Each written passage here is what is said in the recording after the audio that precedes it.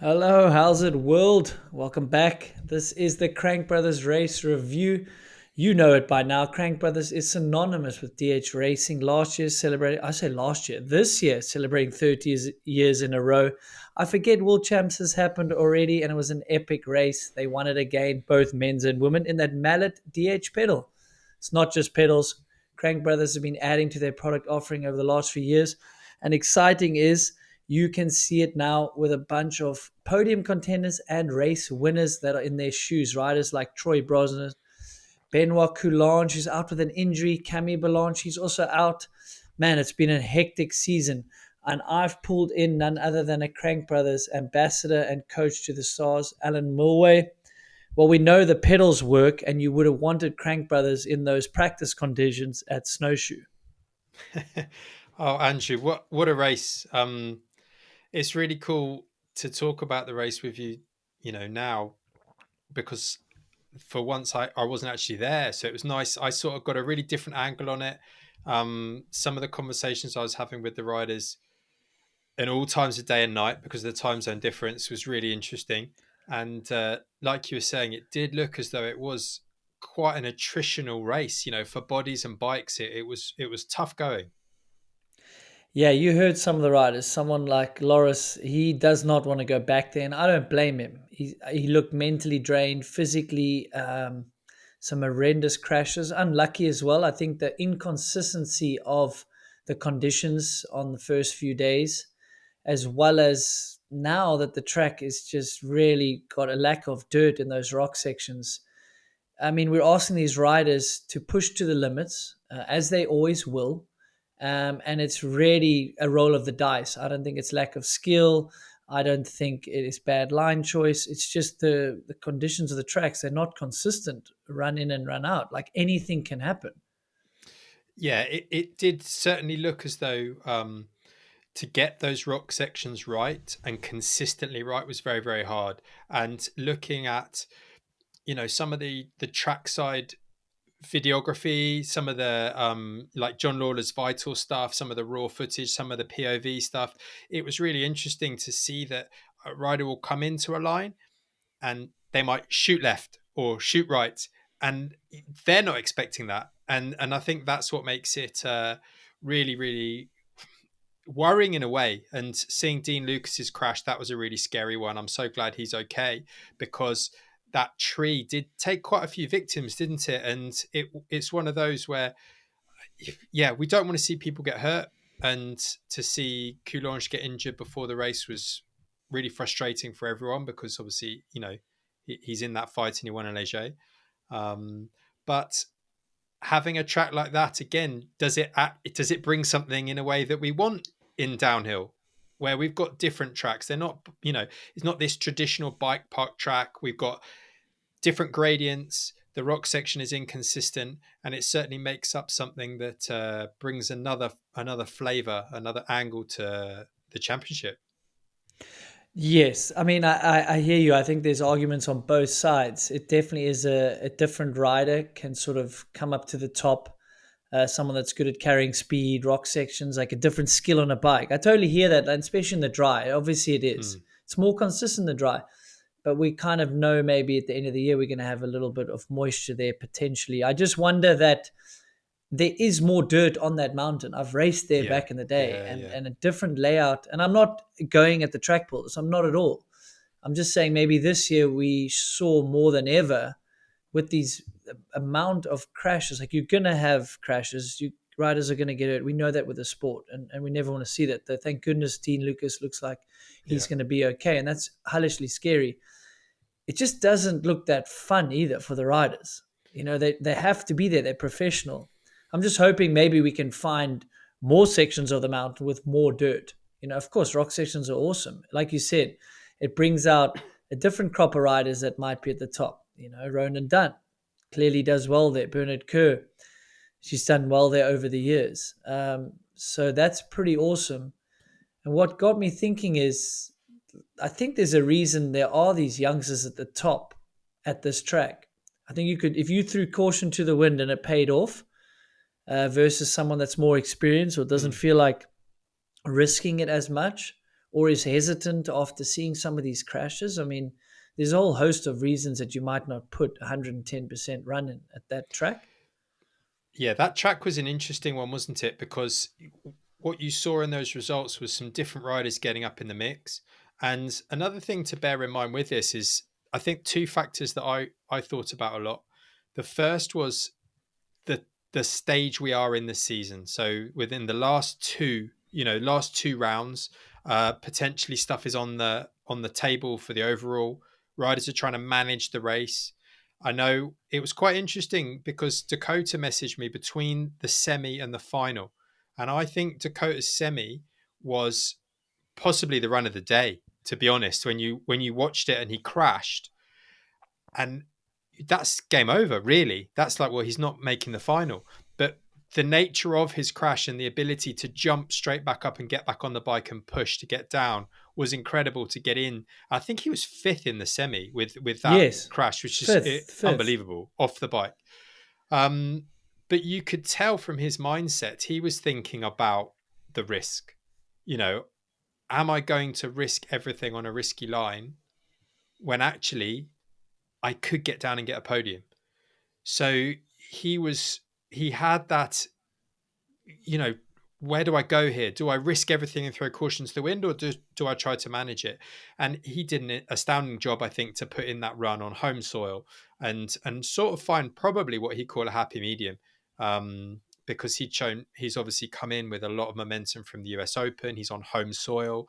And I think the being on home soil for a US rider, I don't know because I'm not American, but I would think it almost plays into your hands even more because you spend so much time on the other side of the world. You know, the World Cup series is predominantly based in Europe. So you're a long way from home and you're living out of hotel beds and you know the score. You spent months on the road and eventually you finally go home and you're like, hey, I'm home.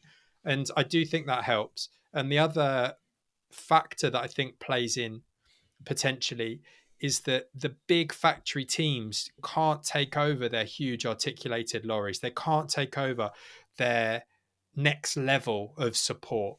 And it sort of makes the playing field a little more level. And so if you're used to pitting out of an easy up tent, nothing's changed. But if you're potentially used to having, you know what, we've got a truck upstairs in the Athertons with a big TV on it and we can sit down and review footage in an air conditioned, leather seated couch area, that's not Snowshoe, is it? So you're maybe having to adapt a little bit more. Some riders, it will feel a little bit alien. Um, and the third thing is actually where the pits were, because the pits are at the top. And Danny was telling me that their pit setup was actually in the garage of the hotel they were staying at, and they could see the start line from the hotel room. So this is a very different setup to what people are used to, and I think some of these elements might sort of mix things up a bit, mightn't they? Yeah, I think the level of the playing field, I fully agree. I Mm, think it does level it a little bit more, and some of these big name teams and riders are maybe a little bit more out of their comfort zone. It's a little bit more like a local race to them. yeah, Maybe they don't feel as prepared and they don't have as much support. But obviously, they can all rise to the occasion. We know that. But it does level it a little bit more. The Dak thing, and hearing some of his comments, like I think he managed it incredibly well, and probably being able to lean in and talk to you and stuff like that in between runs. That's super interesting. I want to hear more about that. mm, I think it's more pressure. Someone like Greg Minaz, obviously unbelievable at dealing with that. But other riders, I think it's easier to race in Europe because just every fan that he goes past, come on, Dak, bring it home. Come on, Dak, you can do this. yeah, Like interested, the yeah, amount of pressure that I think you have to manage is unbelievable because that's all Dak wants is yeah, to win on home soil or get a yeah, podium. So mm, I think it's like maybe a sigh of relief to get the podium, even though he maybe knows that he can win races now. Like he firmly believes that. yeah, He's seen it. So no, props to him. He obviously maybe was more hesitant at the top. His splits weren't quite as good. Easy to make a mistake on that track. Don't get me wrong. But yeah, I saw an inspired ride in the semis, and then he really built speed towards the bottom. So I think he's super satisfied with that. But I almost thought it's a hell of a lot of pressure to deal with racing on home soil, especially when you know you could maybe win the thing. So hard, and it was interesting to see the finals play out with that top section where it was a sort of a piece Mm. section where you turn left before the V tree that everyone was jumping through, and that rut was getting pushed and blown, and riders were going down. And Gwynny, even in the commentary box, sort of alluded to texting the team to say, "Have you seen this? Do you know that that rut's going?" And after subsequent two, I think two or three riders went down. I think Luca was one of them, and um, I do wonder whether the word got back up to the top because people did seem to push a little wider, didn't they, around that corner? And they got just hooked around the tough block. And I think some people gave up time, but for the bigger picture, knowing that you couldn't win the race, but you could certainly lose it there. Yeah, you could certainly lose it. Yeah, that's so critical. And I think also what's something to note, and wouldn't you agree that that's the driest and fastest the track would have Yeah, run? So yeah, it was a total guess of strategy. You would have been hitting things faster. You saw that with Laurie Greenland. Potentially hit those sort of jumps and those rises faster than ever, and he just got unweighted yeah, and he was into a tree. Like, you have to push that hard because the winner yeah. was going to go that hard, but it was the guy that stayed on and managed that sort of, yeah, it's a roll of the dice racing because it's just guesswork. You've never even hit those sections that fast that whole week, and Osen did that off camber about as good as you could without crashing. He really Yes. did. He Yeah, ran yeah. it wider than I he know. should have, but he got Yeah. away with it. Yeah, it's those weeks are always interesting because it seemed to play out as per the forecast. So when I'd looked at the forecast, and I often send my riders an overview with two forecasts to sort of refer to, and we just try and get a plan for what might happen. And sometimes it's quite accurate and it's quite nice because you can plan to that. But other times it just goes out the window and you can only apologize. You know, you thought, hey, I was told it was going to be sunny, but the forecast did suggest that it was going to get drier. And it's a real difficult situation because, in a way, you could say I should manage my time. Do I need to risk another run in these conditions? Because, in actual fact, I'm not going to be riding in them. But on the flip side to that, Greg has, stated that he didn't feel as though he quite got everything together in terms of his practice and get enough runs and build up to speed quick enough. And I think he had some mechanical issues along the way, and everything certainly didn't go according to plan in that respect. And that sort of gets you to the point where if you haven't laid down fast runs by qualifying, by semi, how are you going to be able to step that up? And you could see with the follow cam, riders were over jumping sections. And if your suspension was a bit soft, I was thinking if you haven't hardened your bike up for this speed and these conditions, the bike's just going to bounce you straight offline. And I'm not suggesting it was a bike error with Laurie, but you almost saw that style of, sort of get out of sync and you're suddenly off track. So what was the conversation like with these riders? So maybe if you can get us some inside info without giving away stuff. Like, you're mentioning there's weather, you're mentioning if you're not comfortable, don't risk it too early. What was some of the conversations you can have with these riders? Sometimes often it's only when something's not going right. That's the long and the short of it. Generally, if I get a message, you know that they're not going, "Hey, Alan, I'm having a great time. Everything's perfect." You know, you know that there's sort of something that's going on, and I'd message the riders like once I'd seen results and I was like, how was it? And I know from qualifying, Danny was really satisfied with qualifying. He was like, yep, here we go. It's all sort of where I want it to be. And then the flip side, what can you say when the guy's, I think he was third at the first split and then has that crash. First time in his career, he doesn't make the final. That's, devastating for him and really frustrating. And you can only sympathize. You can only, try and help him understand that he's going to feel frustrated and it is incredibly frustrating, but you've got to be able to pick yourself up and take the positives from it. The speed's there, Yeah, and he was seventh in quali, right? And then the semi, he's third at the split, or the first split or exactly. two. Yeah. Yeah. So it So was a big crash, or just like a racing incident in those conditions. from my understanding, he came into a rut a rut had formed and the rut had got deeper and more supportive each run. And when he hit that rut, it almost just hooked him in a different way and just spat him offline, and all of a sudden that was it. But it's a really I guess it's one of those things that happens when you're pushing that hard. And as the track's developing, I think uh, that's certainly hard. And for Dakota, I knew that he'd probably have not spooked himself, but he might have put himself in a conflicted frame of mind after coming off in the semis. And I was just trying to say that's an incredible result to be able to pick the bike up and, get your head back down again was amazing. And I think he felt as though I was sort of reading between the lines from what he said because I wasn't with him, but it sounded as though he was wondering maybe there was a couple of alternate lines because Dakota's one of these guys that's always got an alternative line, and he always looks for something a bit different, and potentially he was umming and ahhing whether he should take one of those or stick to something a bit more consistent.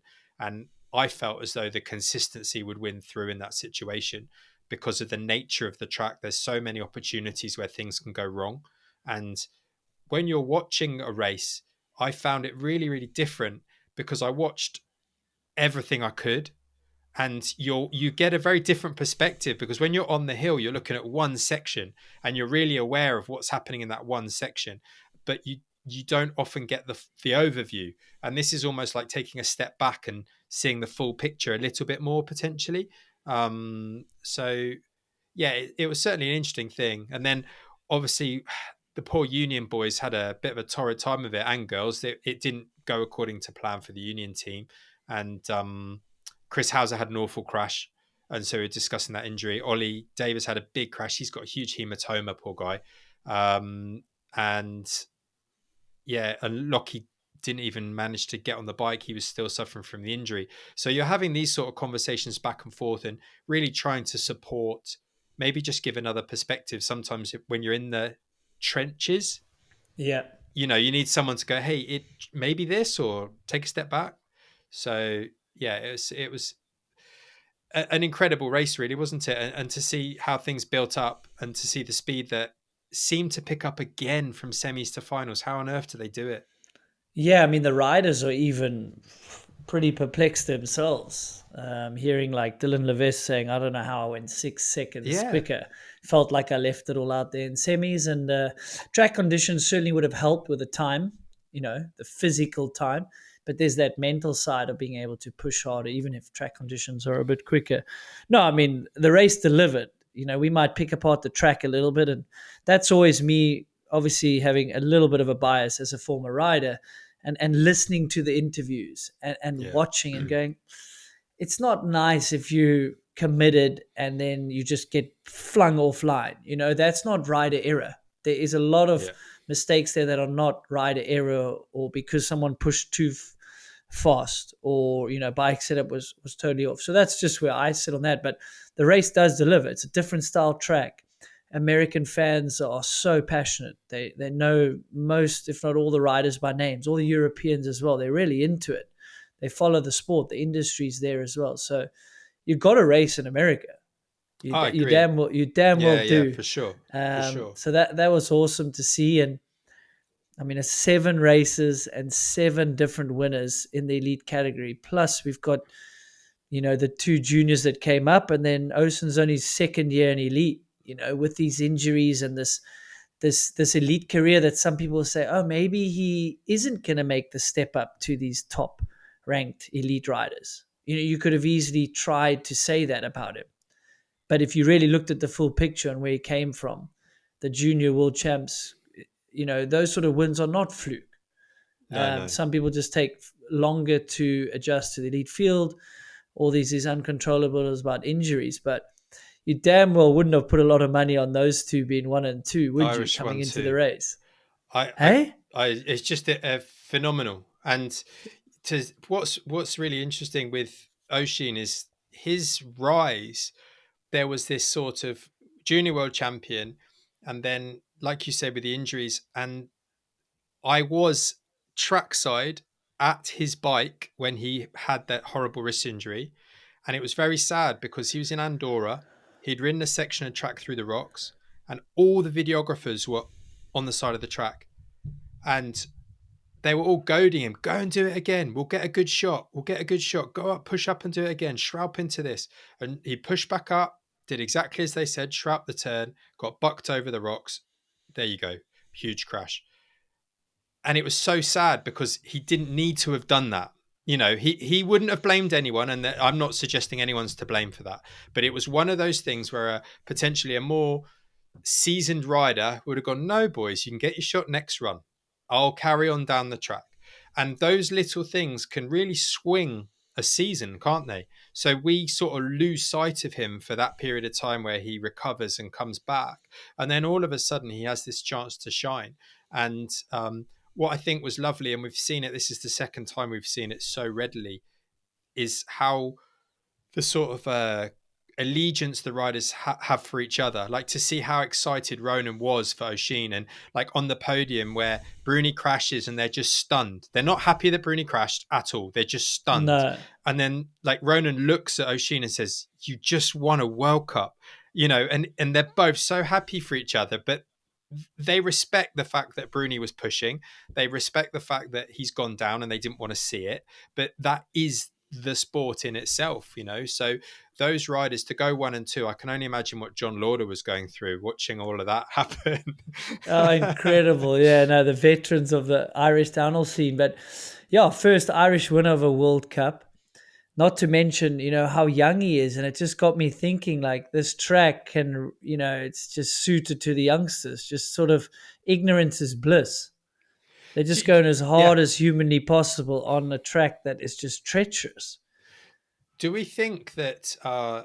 like, is this a changing of the guard of, like, each time we say it and then the veterans come back and experience plays through, and it will on a longer track like Mount St. Anne, probably. I'll say that. Probably going to see the veterans back there. But each year, the guys are getting younger and younger. Troy took longer to win a first World Cup than this. But do we Jackson's won in his first year, Jordan in his first year. The sport's getting younger as we sit here talking about it. That is definitely true. But the guy who's leading the series is a wily old dog.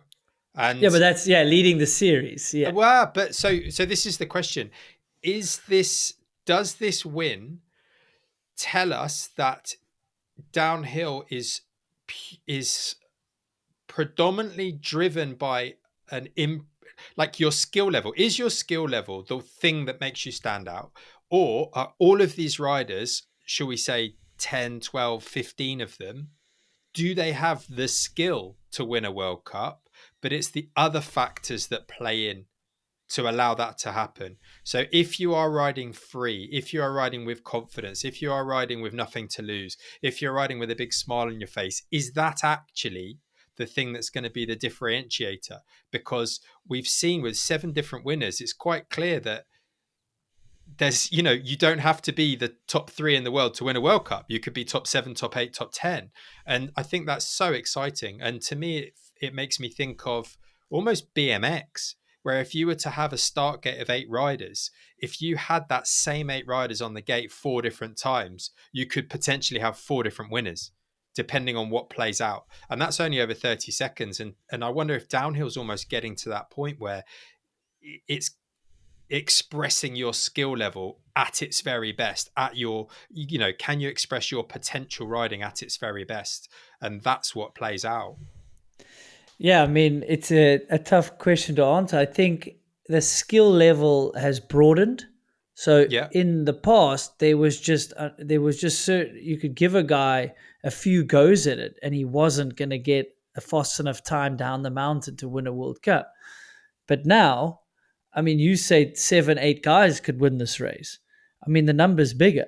There's 7 this season. The 7 this season. Ocean's come from 1 top 10 in his career to when the track suits him and he's riding free and the momentum's on his side. Wow, he's got the skill and the speed to do it. And then all those other things luckily fell in a row. With being able to go be second last down a hill and put a run like that together. Yeah, absolutely. It's phenomenal. That's really special. Yeah.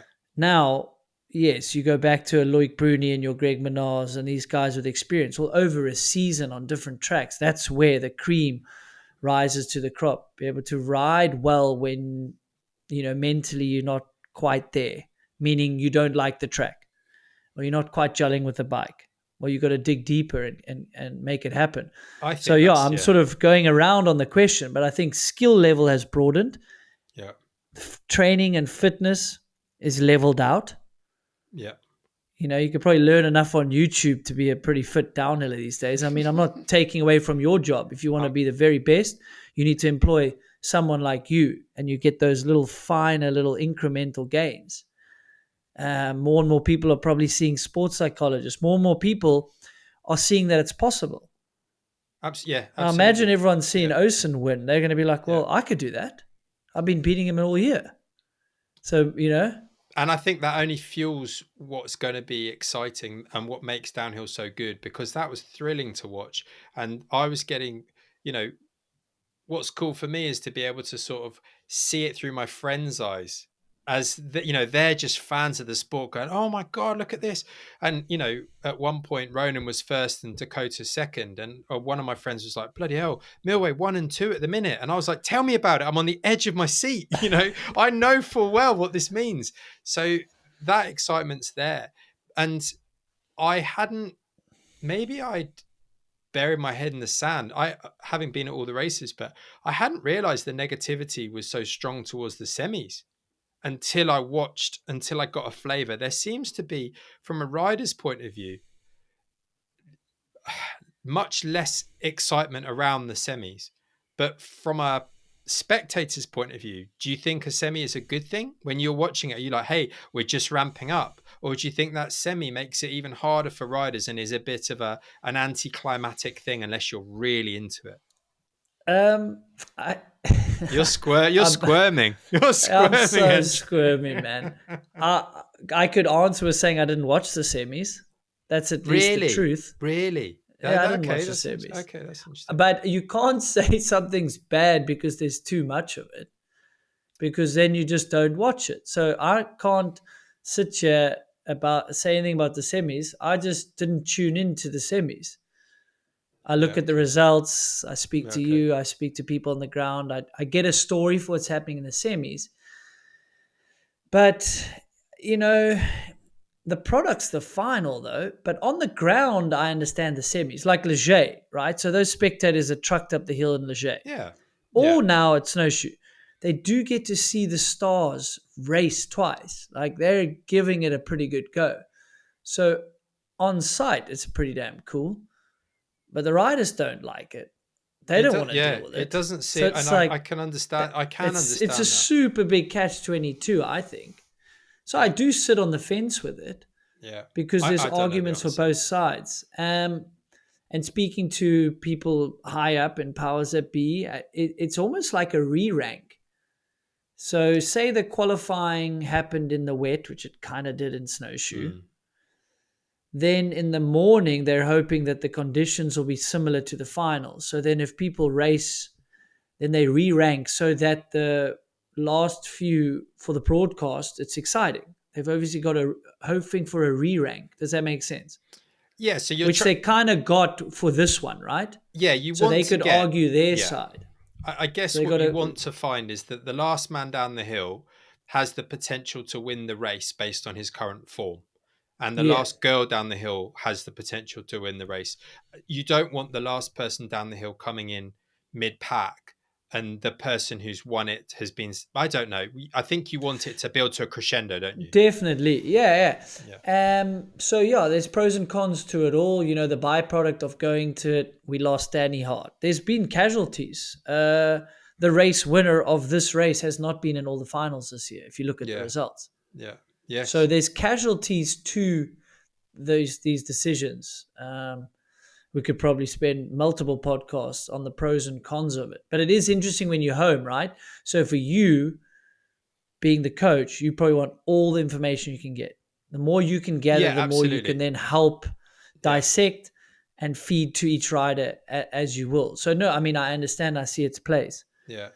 I, but does it sort of takes away to sit down for every fan to watch semis and final? yeah, I don't That's a think that bit would, tough. yeah, for sure. I think that for, if you think about someone who wants to enjoy the product, they're going to want the final, and that's really what they're interested in, and that's what is the showcase. Um, Yeah. something that comes to mind, how, you know, we've been talking about what makes the successful racer and what is that ingredient.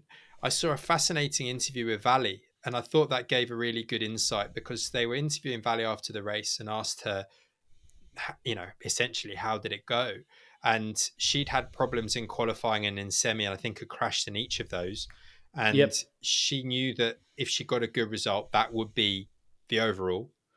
And from what she said, trying to paraphrase and, quote her somewhat accurately, she essentially was saying that she tried to take it steady and have a nice smooth run. And when she got to the bottom, she was a little frustrated to see how close she was. And I think that's a really interesting insight, because if she could almost bottle that mentality and go, you know what, if I just ride smooth and I ride like Valley and I ride how I know I can ride, that's fast and consistent and I know where to push. And sometimes there's the potential to almost try and override. And I know when Rachel was at the very top of her game, there was a point where she was trying to not only win, but trying to thrash everyone. And, you suddenly go over that edge of going, well, I'm now riding ragged. I'm now not maybe thinking about the corner I'm about to ride around. I'm actually thinking about something else. And I'm thinking about the outcome as opposed to where I am at the moment. And I thought that was really interesting, because it shows the speed at which you can carry when you're riding somewhat within yourself, having that sort of flow and being in that mindset. And it was nice to sort of see that there was a reflection on her part. It certainly wasn't a case of going, I just dribbled down the hill to get down. She was clearly trying to put in a run, but a run within herself. And then she realized, actually, that's a good pace I've got there, which I think is a really interesting thing. You would say it showed maturity. I mean, Mm, if she crashed in quali and semis, now she still won semis, yeah, so she knows the yeah, speeds there, but she yeah. also crashed the previous race. So that's 3 race runs in a row that she crashed. I mean, I would think the subconscious and with that title that showed some maturity, like, okay, Valley, Yeah, yeah, you do have the exactly speed that. to win. You're Exactly. riding a little on the ragged edge. The course is not that consistent. Yeah. So, Let's yeah, it try is and frustrating to bring like it home. be so close knowing.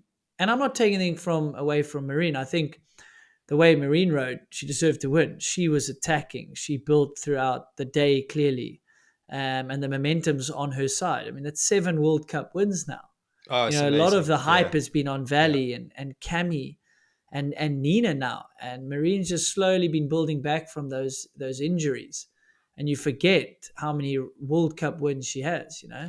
She's It's had a it's night. pretty damn impressive. It's been really Impressive. good to see that return. And I think that's a really successful, strong return to the sport. And she certainly, yeah, those sort of referring to Valley's interview is certainly in no way trying to play down that, because Yeah, yeah. I read something after Leger, and someone had put up a comment on the UCI Instagram feed that really triggered me. They were like, "Oh, Valley's the only one in the race," and I was like, "That's just rubbish." And I really had, I was like, Yeah, it "No, clearly is yeah, rubbish. Like you there's know, been enough look at the winners now. depth of this, and look how the girls are pushing each other, and the simple fact that Valley is crashing is showing she wants to push, because she's not just going to roll down the hill and win this." And the when you're actually trackside and you see it's phenomenal to see how the girls are pushing and pushing and pushing. And I think that's only exciting, because I do feel as though that strength and depth is starting to really grow. And I think Shana Hearn had another really good result. I think she was fifth in qualifying in this, or in the semi. And again, another rider who's sort of on that YT team, and maybe building off that vibe of Oshin, her teammate. And Millie as well. She's had a good season this year. So a lot of these girls are sort of, they're pushing on and pushing on, and it makes, I think, I've mentioned it before, just this top 10 in the final I almost think is too few. I think that it would be nice to have maybe more, maybe the 15 in the final. But Yeah, I mean, I would vote for that if there was a vote, if it was yeah, democratic. Maybe we would ask for a democratic vote on the semi and the final and then the 15. And I think each podcast, I mean, it's a race review podcast. That's what the racing is about. I mean, I think I agree. yeah. And on top of that, potentially the men is not 30 anymore because you got a race winner that hasn't been in the final the whole time. Why is that? If he's This a is race it. I winner, know. he's clearly showing enough speed. He should show enough speed to be in the final. So yeah, it's a super interesting. But mentioning these riders, I think, and why it's so exciting is it's unpredictable. You Yes, don't know yes. who's going to win the race. Yeah. And you don't only know that, you don't, it's going to be it potentially is a new race winner. I mean, it hasn't been this exciting in many years, you know? It's something that It's many only in the sports will last few years strive that we're for. getting a lot, yeah, we're getting a lot of these new winners. And then this year it's like, boom. I really think this is something that downhill should be marketing, is the fact that it is so exciting. You don't know, it's not cast in stone who's going to win. If you look at other sports, you look at Formula One, something's almost got to go wrong for Max Verstappen not to win. And you look at the outdoor motocross this year, Jet Lawrence, you could tie one hand behind his back and he was still going to win. Yes. It's, And they're getting the viewership. You're like, what are we yeah, doing here? yeah. So just to have something where you tune in and you're expecting a result, you're almost, the narrative's already laid out for you.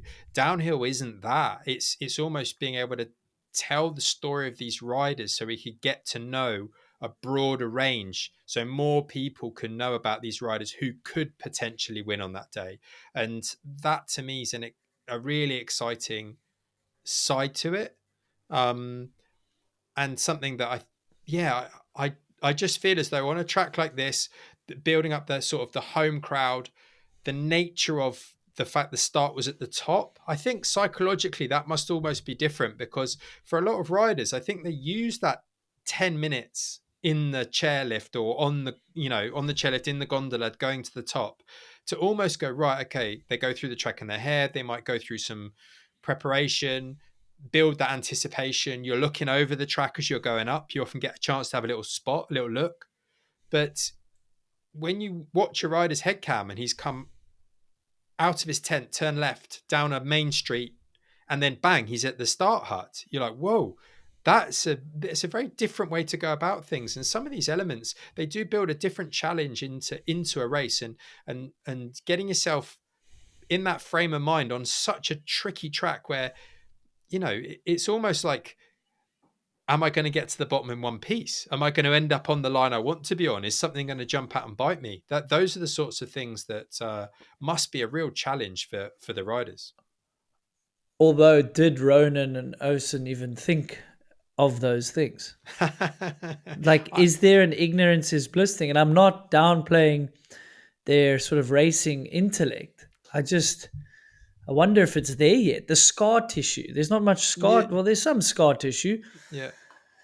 Did you hear but Ronan at the start gate shout at himself in his finals run? no, Come he shouted on! himself. Yeah, yeah. Come That's on! epic. And Oh, that that's says it all, epic. doesn't it? He was just like, right, I'm going to I'm attack giving it this. I'm everything. giving it everything. There was no He sort just. of track management in that respect, but I think I do think he has got more consistent, and I would like to think Oh, that there is. 100%. Yeah, he isn't this kamikaze rider, and he's so exciting to watch, and he somehow just fine-tuned it that little bit, and I think there is something going on between the ears, a little bit more than we'd like to think, but that full attack mode was something that was phenomenal to see. And yeah, and then for Oshin to go even faster, it just shows how hard these boys are willing to push and almost disregard the potential for crashing.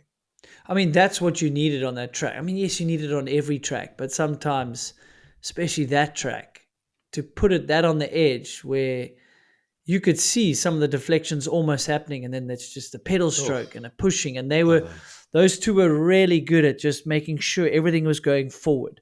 Yeah, They were obviously light, like Ocean. He was really light on the bike as well. He was really tactical, and there was precision there on the rocks. But you could see he was a little bit lighter, not getting hung up, and really making sure there was forward momentum, being light, and then there was pedal strokes here and there, and just like driving through the chunder as well, and like attacking the bike forward. So, oh man, fair play. Yeah, Did they really break that exciting. town or what? Did you get any texts from them? What was the party like? Well, I'll tell you, What I'll tell you so funny.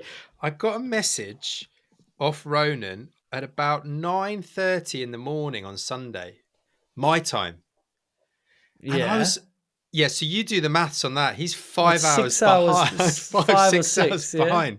So it must have been 3:30, 4 o'clock in the morning. But it was quite a coherent message. He was basically saying how stoked he was. But I was thinking, why is he? I was trying to do the maths in my head to think, what time is it back there? But I think they would have had a good. I think those two going out in the time would have been exciting, and that's yeah, that's phenomenal. Really exciting for them. And I I mean, was if you're all not in the title hunt, you're going out. Loic's definitely not going out. Jackson probably not. Like the damn title hunt is I know. still up for those guys. I mean, the season is made. Have you done the maths on Loic and the title? Because I can't quite get my head around it. I haven't done the maths. I just brought it up for us to look at. I just know it's awfully close. Are they doing Yeah, double? overall stand. Are they doing Oh anything like no points shucks. because because I remember that there was no points for qualifying the final Oh, round before, and it was all double points for the final. And I regret that I haven't got my head around this side of the points hump I got because I a. Well, speaking of points, yeah, I mean, I got help. Gentleman message on the podcast. I thought he reckons because of COVID that any team can end. If you're on a team roster, you can get entered in without the points. It's not just elite teams. I didn't even know that rule change. right, okay, But yes, they do away with qualifying points and just make all the points for the final. That's what they did in the previous years. but we didn't have the semis, so I don't know how the semis is Yeah, going then to contribute. It could be quite exciting. I think I'm excited to know how it's going, what is required, because this is what's going to be so fascinating. And it was Snowshoe a couple of years ago, wasn't it, when Danny won, and that yeah. gave the win to Loic. Yeah, because all the points were up for grabs in the final and Yeah, not this. So then are they going to do away with quali points? We must look it up. If someone's looked it up before us, I mean, I didn't think to look it up. I was going to get into those details now. yeah, Once it this will be gets released, interesting. get into It'll that. be So me and interesting you will to share see. some texts Yeah, offline about that for sure. So yeah, he's got a little bit of a gap. I mean, when he crashed, he must have been spewing because I don't know if he knew that Jackson had a flat. and is this something that you want to hear? We talk about managing a race and managing risk, because it looked as though the commentary, Cedric thought that he clipped the tree. I thought he clipped the rock. I couldn't quite see. I don't know whether he caught the tree with his shoulder or his back wheel caught that rock and spat him off. But either way, it didn't look as though he was clearly offline. But these things, I think if you start to worry too much about let's just get down the hill, you almost cause yourself more problems, don't you? Sorry, I just lost you for a little bit there, but you'd finished saying like whether he clipped a rock or a heel, but Yeah, catch me up clipped on the a. Bruni statement. I was just saying that I wasn't clear whether he caught the tree, because that's what Cedric had said in the Yeah, commentary, he that he clipped the mentioned the tree, tree, I but I think, in thought he his clipped a post thing. rock. Oh, he said the He tree, like he did he? got a Yeah. little bit offline and thought he would get past the tree and then Ah, clip the okay. tree and then And it then it was sent rocks him. and all she wrote. Yeah. Yeah, he hated himself for crashing, like calling himself stupid and in hindsight should have rode safer for the points. But Loris is creeping up on the points, right?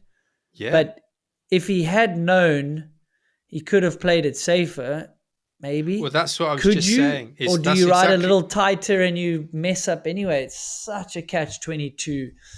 Um, I think in an overall title points race, and it's maybe the last race, you definitely want to know, right?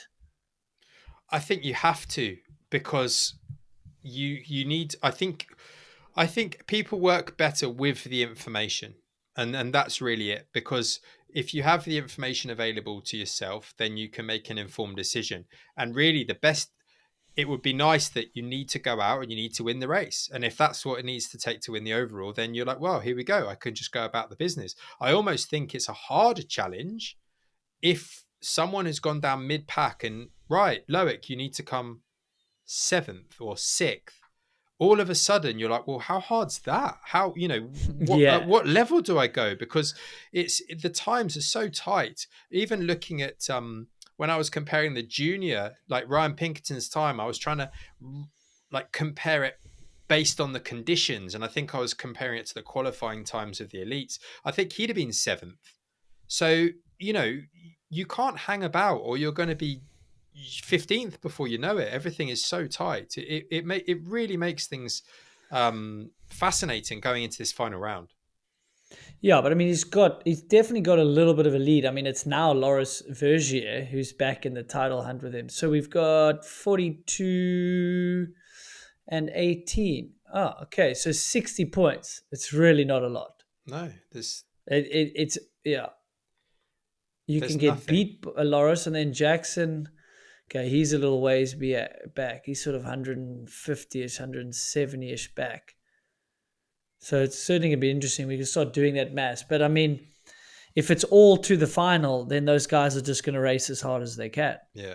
And You know, do but you with Loic, you know what? But with Loic knowing he's got a 2-3 places that he can get beat by Loris. I mean, like you just said, you can't. That's oh, you not can't play much you that can game. manage. No, no. No, you can't play that game. No. But No, you can see he's if gutted. He's like, now I've really got I've just more got to pressure. go. He was like hoping to wrap it up a little bit Yeah. better, maybe. But maybe this Loic's so good at World Championship events where it is that one and done. Maybe this actually plays into his advantage. I certainly, as a betting man, would be betting with that team. You know, Mm. hearing the manager speak a little bit about they've got the bike set up, they got the experience, and they got. If you're gonna put your marbles with someone, you're gonna probably put it with Loic with the experience and those world champs. Like he does well under pressure, It does. thrives under it. Yeah, Yeah. definitely. And talking about that team, it was nice to see Jordan back up there. Yes, You know, definitely got notes of Jordan. I mean, you could see it in his riding. It looked like a different rider to yeah, some of the last few rounds. The I know. last few rounds he looked fast, but there wasn't that extra bit of aggression. Here you could see the aggression was back. Yeah, That's what I noticed. I agree. I being trackside, and when he'd come down, he was almost riding tight. There was less sort of freedom of movement in his body, and he was precise and steady.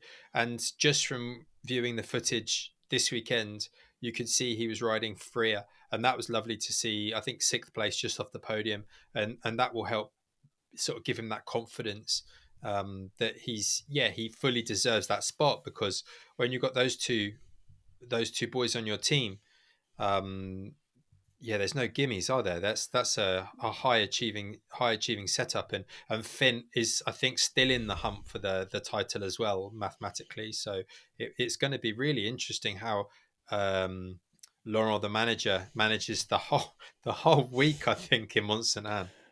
Yeah, no, definitely. And I mean, you know, for Jordan missing out on a final this and then bouncing back with a result like that, that's awesome. You can like breathe a sigh of relief. And I think Ethan did Yes, super well, maybe hoping for a bit more, knowing, I mean, that team is dissolving. I think that's kind of common knowledge on the circuit at least. So yes. there's a lot of riders looking for rides. So just get yourself, lots of nice results through the week, and to slot into eighth is something you really need. Going into probably contract hunts and stuff like that. Well, that's something that's probably worth touching on, because these two races are coming at the sort of the pointy end of the season. There are a number of teams that are changing, a number of riders that are changing, and it's almost like between runs, are these riders trying to catch a conversation with the team manager, or go and see a sponsor, or try and make conversation? What's going on? What are my options? I've got something on the cards, and that only adds to the pressure, because you ultimately, if all you do is focus on riding your bike and you get your results, everything else takes care of itself. That's the best way to go about getting the best ride and the best contract, is to perform on track. But it's all well and good for me to say that the reality is that you probably need to put in some groundwork, and there's some managers that probably want to have a coffee, and that takes time and it takes energy, and it must be very, very difficult for a number of riders at this point in the year, when there's contracts on the line, there's teams that are shutting down, and riders are going to be Multiple teams. yeah, Yeah. there's high level very high performing riders, the number of them that I know of, that the future isn't certain for next year. And that brings another layer of difficulty around the race week. But, you know, Yeah, it's exactly that. It's so much easier said than done. And for you, it's like, how do you help them with that? Because we could all say, hey, let's let your riding do the talking. It's like, well, that's I easy for know, you to say. I'm I on a know. 6-figure deal Yeah, yeah, I know. and I don't know what I'm doing next year. So if I don't pull finger in this race, I'm getting a pay cut or I don't know who I'm riding for. It's a really challenging place to be. And I've been there myself. And then on the other side, I think there's certain riders that are performing are also in contract negotiations, but they're getting multiple offers. So do you think that yes, it's a distraction, but it's kind of fueling the confidence? Like, well, I've already got these 3 Yeah, offers. Like exactly. I'm playing on house money right now. Whereas This the other guys are like, I'm in the hole. I keep going bust. I'm going to spend some more money, and I don't even know what's going to happen. I think this is a fascinating side to the sport when you've got professional sport in itself is all based on performance results and people have a very short memory. And if you are if you have got a contract signed or a letter of intent or something that's there to say, hey, we want you for next year, this is our proposed deal, and you go out and you get yourself on the podium, you've got a big smile on your face going, hey, I've got negotiating power. This is brilliant. I can go to the next race, and if I perform again, I've got even more negotiating power. Let's talk about the bonus structure. Let's talk about the number of years in the deal. Let's talk about increasing it by 20% if I get a top 10 or whatever, however you're going to play it. I think that's an incredible position to be in. But on the flip side, if you've got your teams dissolving, your contracts run out, and you haven't quite got the results you want, and you don't feel as though you're putting yourself in the best light, oh, the chips are down, aren't they? And what do? Do you try and take something and secure something early when maybe you're not getting the best value?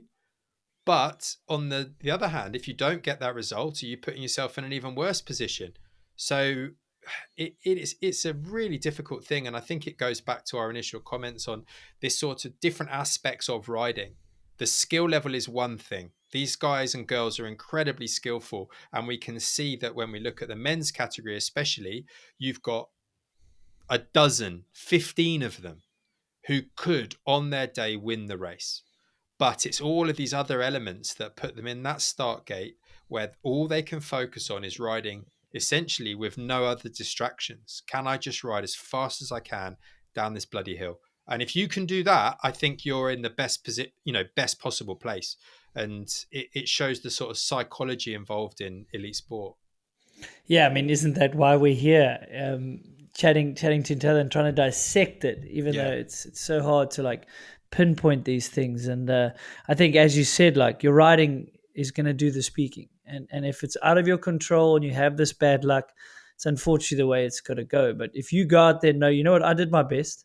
yeah, yeah, I yeah, committed to my run, and I crashed in a section. It was inconsistent. I think you must keep your head up high, and you go to the next race and you do that again. You go through your process. It's all about sticking to your processes and making sure you're riding as well as you can. We've all been there. Sometimes you ride a little tighter, just knowing like, okay, yeah, well, I got to get a result. So 10th looks better than another crash or a flat. yeah, yeah. But if you rode without that tightness, you're probably on podium pace. So, oh man, it's so fascinating this time of year, especially like with budgets and stuff. Like we're in October now. Normally we're wrapped like early September. Some guys were testing already. I heard there was some people testing in Leger, testing other bikes. I don't know Yeah. where they were doing that because they were doing that in front of people and clearly. But excuse me. I mean, if you've got a team that's dissolving, or you've got a team that's a like a stepping stone team, and they know like they can't afford to keep you, that's pretty cool. You're in Leger, you're in Port de Soleil. These all I these know. awesome tracks. You might as well go ride all the bikes you potentially could get offers from. So I know you smiling because I'm sure Yeah, you I know all know about that. of some of the Yeah. youngsters that I have been know all riding. about that. Riding, I think it's awesome. Yeah, it's brilliant. Um, It is, but I again, love does hearing it. does that not fuel the riding with a smile on your face, riding free, going, you know what, I've got something in the bank here. Someone wants me. They're not going to judge me on this next 3.5 minutes. I've secured myself. I've got this rapport, Yes. And that's something that I find is one of the most fascinating things. But we're coming into that point in the season where a lot of riders have got niggles, they've got injuries, they've got bruises, they've been bashed up in Leger, and maybe you come home for a couple of weeks and then now they're back out on the road. A lot of people are going to be sore from Snowshoe. I don't think many riders got away without crashing. And some of the crashes, like Cade, I don't know whether he didn't start because of that crash into that tree or what, but I saw that crash again, a big impact. So all of these things, not got any time to recover. So everyone's I think they're just arriving today into Mont Saint-Anne. So it's really straight back on it. Yeah, and it's a big trek. If some of them had to drive, I'm sure the top elite guys were flying, but there's not a close airport, and then it's still a bit of a drive on the other side. And Mount St. Anne's a long, brutal track. We don't know what the weather's going to be like. Yeah, it's a tough, brutal. As like much as the season took a while to start, starts in June with some of these warm up races. A little bit before that, it's going to feel long now. Yeah. You know, Yeah. there's a lot of riders that wished it was over, and there's a few that wish it was carrying on, like the Irish. Hey, I know. have another 4 races for all week here. We're on top form. Yeah. And a few of the other riders, like Vergier, sounds like he's at least done with Snowshoe. That's for sure. Yeah. It's a super fascinating time of year with these contracts, those negotiations going around in the background. It's a fickle sport, or any sport in general. It just beats you up when you're really down. It'll just smash you, kick you just straight in the teeth. And then we've got the exciting future. And talking about the Americans, I thought it was quite interesting. Young Asa Vermette, who obviously did incredibly well at US Open. He was actually one of the course sweepers this weekend. And I think that caused a little bit of controversy because you're sort of potentially giving the junior or the youth riders this opportunity. It's an incredible proving ground to turn up in front of potential sponsors, in front of teams, ride the track, get used to those conditions. And I think that there's two sides to it. I think that if a youth rider maybe could be selected for that, it would certainly give them advantage. If you had some sort of formal process where different riders from different countries could act as one of the course sweepers, that might be a nice way to introduce youth riders onto the world circuit so that they're not coming in completely cold. But that probably isn't the role of a course sweeper. I think the role of the course sweeper is primarily from a safety point of view and a safety standpoint, not a showcase. I think Laurie was doing it at one point before he was old enough. I think Jackson would have done it before he was old enough. And Finn did a whole season. Finn did a season of doing it. Think about that. Yeah, exactly. Before he got to junior, he did a lot of those races.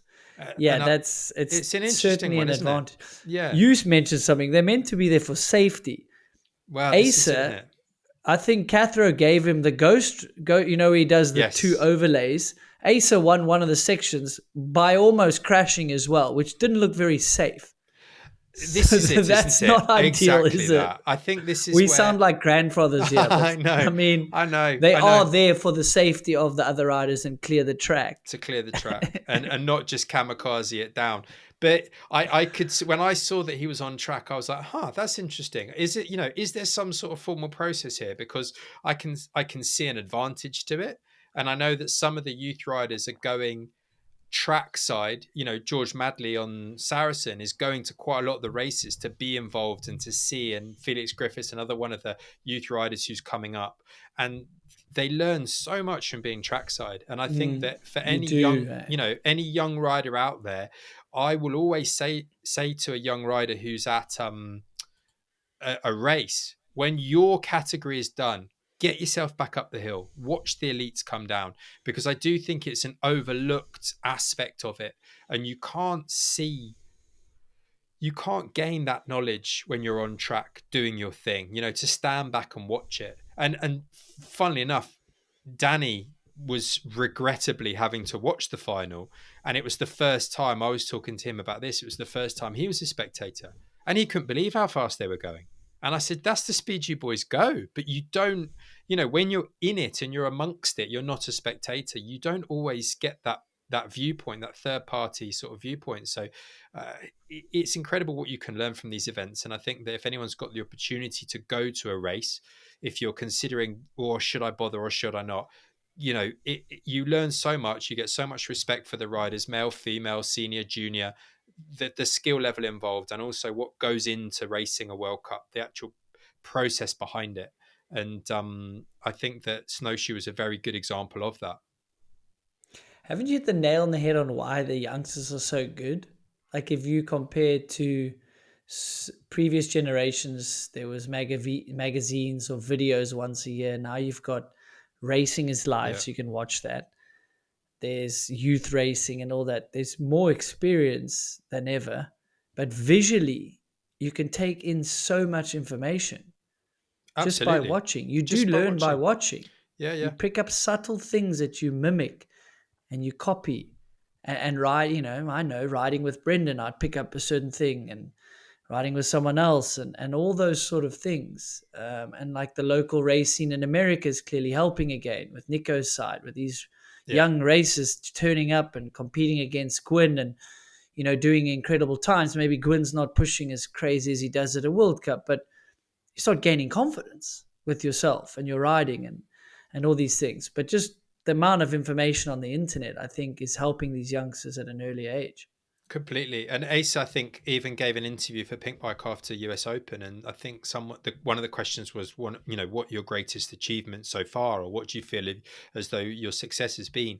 And he was naming, I beat Richie Rude at this, I beat Gwynny at that, and Really? it was. You can see that that's a motivator for him. He's on the same track as these people, and if you can put yourself in a position where you get to be on the same tracks as these people, and like you just said with the ghosting, if if you and me ride the same section of track, I will learn what you're doing better than me straight away, because it's the same section of track. We've had a third party film us and they've gone, Alan, can you see what Andrew's doing here? Can you see what you're doing there? Oh, okay, I can learn something from it. But if I'm riding my track at home and you're riding your track, I can't learn the same thing. We're on completely different terrain.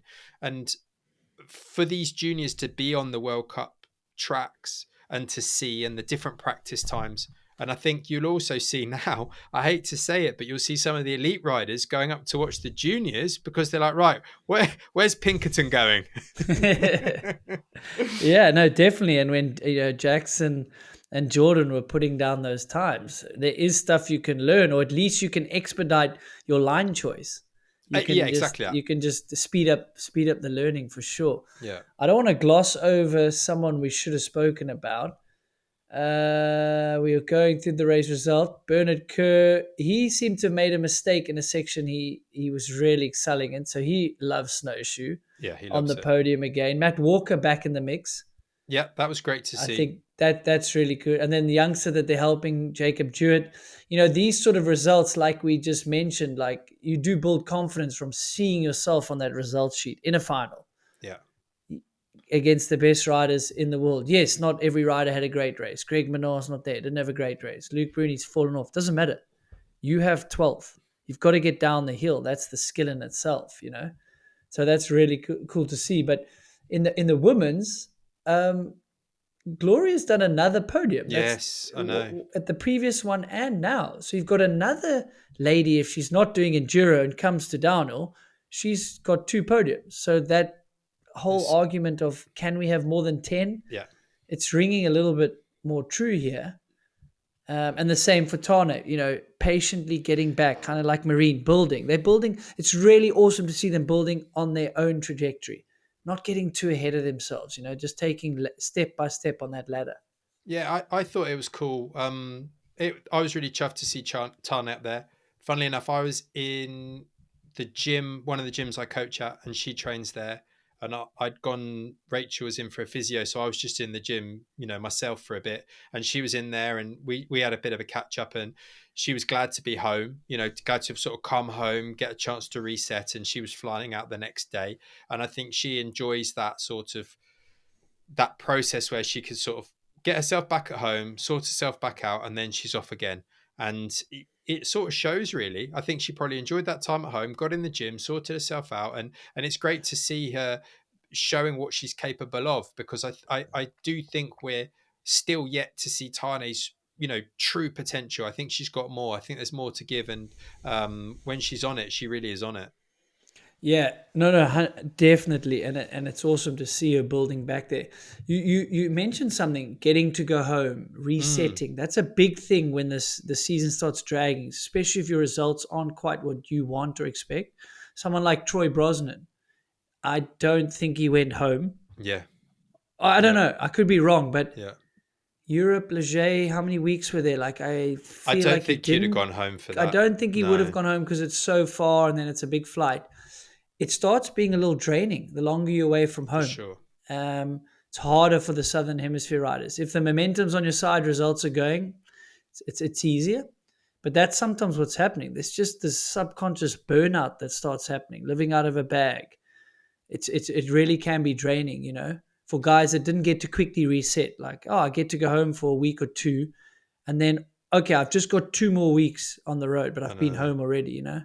I think it must be really difficult, and you're in a team environment whereby you are hanging out with and trying to relax with potentially the people that are deciding whether you have a job next year or not.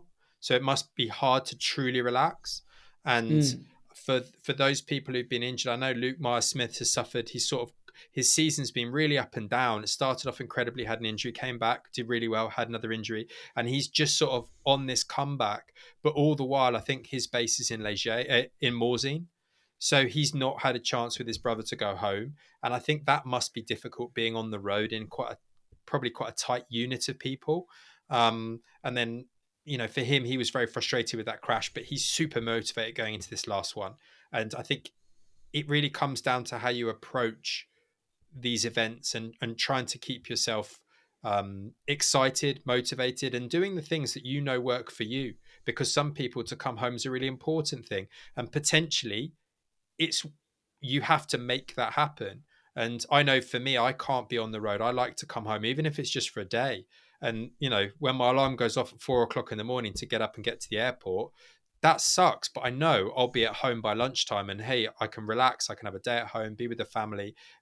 And this is just me. I'm not the one having to ultimately give my physical best. So I can certainly see that whatever works for the rider, I think they need to be honest with themselves, and discuss it with the team. I need a bit of I need a day off from everyone. Can I just be on my own for a day? Some Yeah, maybe fair some enough. people need that, and I certainly recover different personality types. People recover on their own, or some people Yeah, recover with. introvert versus Yeah, extrovert, 100%. And yeah, and maybe I'm not condoning it, but maybe you need 2 glasses of wine or 3 beers to just yeah, like get you out of your own head. I'm not yeah, saying it has to be absolutely. that. No, It no, could be absolutely. whatever is your way of unwinding. Like with me and you'd be like, okay, go play your 9 holes, but use a Yeah, cart yeah, so you're not on your legs. Like go do the exactly, thing that distracts you, exactly that. especially in these contract things, right? Yeah, Because yeah, all you're doing is bikes, bikes, bikes, then thinking about bikes, and then thinking about contracts. Like it's draining. You need to give that mind a rest. It's not a related topic, but maybe it's giving himself a rest. Is Richie Rude, after an incredible enduro season, hops back on a yes, downhill bike? I know. I think it's like first time in 10 years, or I don't know, at a World Cup at least. Whatever the number is, it's a big number. The guy's in the final. He was Incredible. riding. That's bloody impressive. I know he flattered, but he got himself in the final without being protected. I was That's pretty really, cool, I eh? think that's really cool. And I think that I don't know whether I've been suckered in with the marketing spiel Of that what? of the fact that Yeti built the bike for him because he wanted to go back racing downhill. But I love the idea. I'd like to believe that that's what happened. I would love to To think that Yeti went, you know what, Richie, will support you in this. We'll put together a bike. Let's go racing. like keep him happy in Yeah, general or yeah, what? yeah, That's super. exactly. Yeah, You I know, kind of half believe that. I think, yeah, and maybe, that's yeah, yeah. maybe long run they do want to have a downhill bike again Because I think, or get back into downhill. Let the rumors start here. well, when you see when you see riders, because Dylan Levesque went to race Chatel EWS, didn't he? Or EDR as it is now. He went to do the enduro and he did phenomenally well at that event. But you see some of the others who dip into that and they find that I might be one of the best downhillers in the world, but I'm not one of the best enduro riders in the world.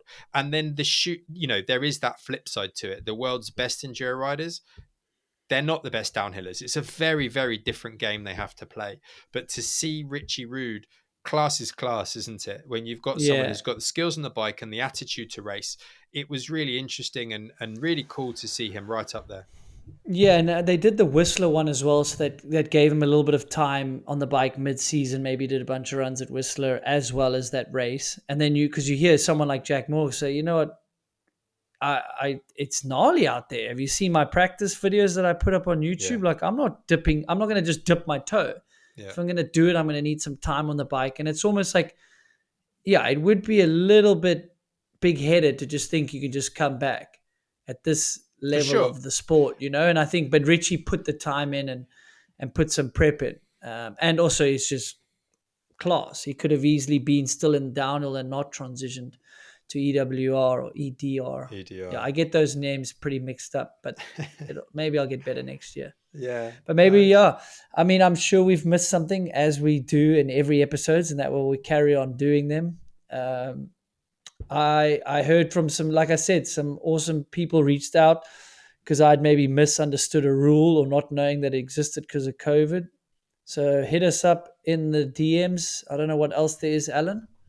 What we need to do, Andrew, is we need to go away. We need to get our heads around what is happening for this final round, because the points are going to be up for grabs, but we don't know when and how. I still haven't got my head around the protected rule from the semis to the final. Currently, I can't get my head around it at all. I think it's the one I argued with Sven. Yeah. I think it's an addition thing. I think it's 10, or 5 and an addition. Okay, so so then it's not because we're ill prepared. We just haven't quite got the communication right on that. I think it's some of these things we still need to get our heads around. And considering I'm at the races and I sometimes wonder, is he in? And I'm like, Greg, have you got through, or are you 29th and we're just going to get through? It's all of these things that I can't sometimes get my head around. But for the final, the key thing for me is how Mont Saint-Anne's going to play out. Are some of the guys who are in the title hunt, the women's is a little bit different because that's been decided. So what's going to happen there? Is Nina going to try and take a victory because she's been knocking on that door? Is Marine going to come back and say, you know what, I'm going to stamp it again. I can beat you all. I'm going to do it again. Or is Valley going to ride carefree, which is probably the ultimate position to be in, and really maybe show us, where she can go when she's riding at her absolute limit and she puts in a clean run. And for the men, are we going to have a surprise winner, an 8th winner? Yes. And I think that to me is a really exciting thing. And I have to say my money's on that 8th winner. Because eighth winner. Yeah, I think we're going to get another and new will winner. That winner have won a World Cup before? Yes, I think so. I've got my. So it's a previous winner of a World Cup. Yeah, I think so. Do you think the old dog can do it? Is that what you're alluding to? He's got to be pissed off by now. He's not happy. He's got to be fired up by now. Yeah, hey, we can't have a podcast without the silly goat being mentioned, so we might as well mention it. He's not going to be happy. And I think that for all the bad luck Danny's had as well, I think if he can, he's done so well at Mont Saint-Anne before. He's going to come in. Danny, just ride like Danny, and he'll be right at the sharp end. I think you've got there's a lot of riders that, really could do something on that track. And when potentially they're not in the title hunt, but maybe if you're not in the title hunt, you're at a better option. You've got the Canadians, Jackson and Finn, they're going to want to be showing themselves on home turf. So a lot to look forward to in Mont Saint-Anne. I can't wait. And I will be watching the semi-final again, Andrew, and I hope you will join me watching the semi-final. All right, I'll think about it. I know people must be like, what are you doing? You're doing these review things. I don't know. To me, it also gives away a bit of the track and the story. And I just want to be excited for the final. What did you think about Gwynny's commentary? Because I thought he was brilliant. I really thought that the commentary was pretty good this week. I thought they all played off each other quite well. I thought he brought another element to the table. Yeah, I think it takes the pressure off the other guys. Yeah. I think Gwynny is incredibly intelligent with his racing. You don't win 5 World Cup overalls without it. I think the challenge is 3 people in the booth and a 3 minute run. Yes. So like you can't True. get enough about Gwyn because Yeah. you got to commentate the race and what's happening on the action. So yeah, no, definitely. I think Gwynny's great. I think it keeps him busy. You can hear him. It's like keeps him a bit busy at the races, so he likes to do it. I think he knows an incredible amount about a vast array of riders. It's not just the few that he can is like linked to.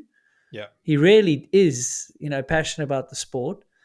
Whereas and I've said it before, I think someone else asked, where he could easily be in his bubble as he should, winning races, you know, but he has a broad knowledge. He knew like things about Max Yeah. Harkenstone, Exactly. like Yeah. that to me is almost more random because I don't think he sort of crossed paths with him.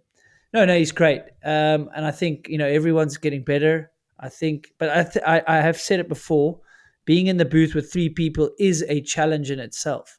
Yes. But they worked well together. But it's always like you wanna hear like Winnie's insight, but you've I got to know. like be You want to let quick to him. like the splits Yeah. up, and it's like, oh, Yeah. you've talked over the guy. It's like I think what I'm trying to say is like that job is way harder than you think. Yeah. Yeah. So yeah, props to him for jumping in there and doing well. But I mean, it's no surprise he's a pro. Yeah, I enjoyed. I think what I wanted to say was I enjoyed the commentary. I thought it was good. I thought they, Rick sort of managed that and let Gwynny sort of be the color commentator almost. I do wonder whether Cedric maybe sidelined a bit in that situation because of what Gwyn was bringing.